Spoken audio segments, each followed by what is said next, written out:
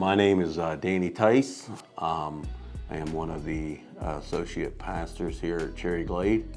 I am married to Darla Tice, and we have 4 children, Hunter and Ethan, Aiden and Madison.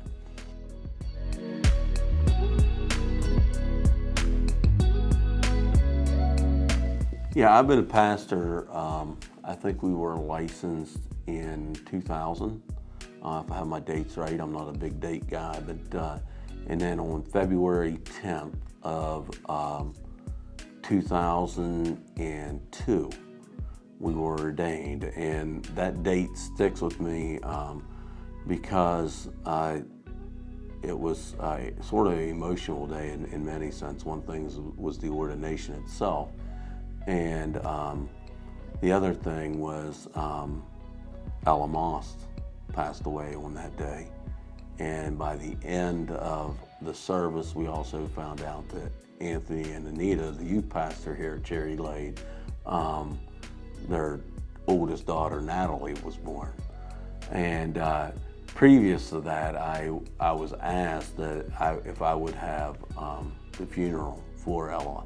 And so as soon as I heard that news that night with the ordination and everything going on, I knew the responsibility that was coming with that. And but it's also a good reminder to of how life happens and what life is as a pastor. We had the ordination. We had one of our church family going home to the reward, and we had another one being born, and it's just like full cycle of life all happening in one day, where you had birth, you had those that are presently participating in where God is calling them, and then you had one who had reached their reward. And so it was like a full cycle. But how I come to being a pastor, I think I felt a call fairly young in life. I remember on probably multiple occasions there were some cows that I got a couple of messages over the years. Probably some of them weren't so good, but no, I felt a call, I think, at a fairly young age. And when I started attending here at met Darla, started attending here at Cherry Glade, took on some responsibilities of Sunday school superintendent, some of those things, and I felt that call. And originally when they were going to license 2, and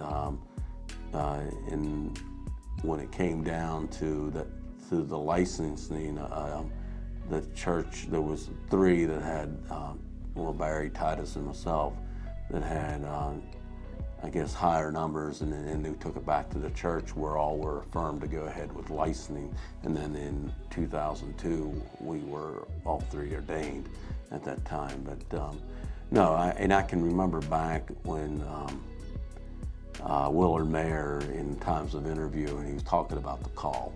And he said, that was one question: do you feel you have a call to ministry?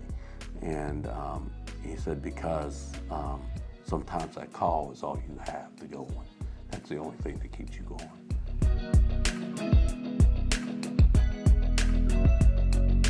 The way I view success is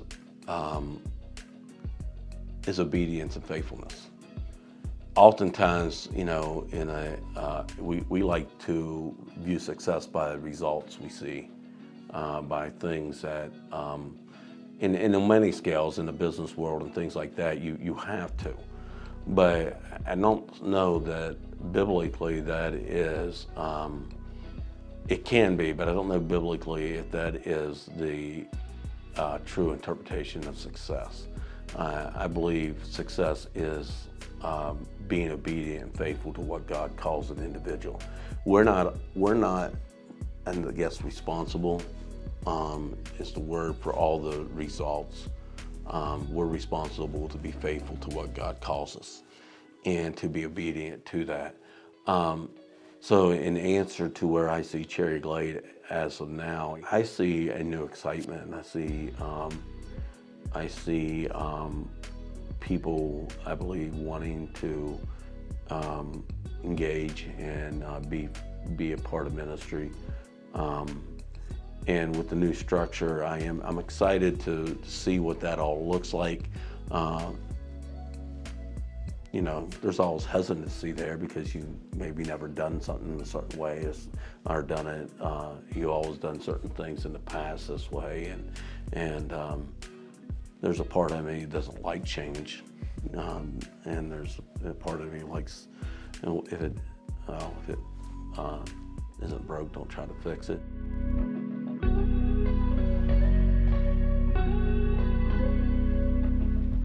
When I see, you know, the way we have it's set up with different ministries, I see some of these that are taking, you know, they're excited about their ministry. I think, to me, that if I was going to put a visual success out there, you know, as a visual result of what I see, ultimately are people, is a relationship growing with Christ and others. It would be the ultimate thing. But when I see people excited about what they're doing and have a passion for something, to me that's a success.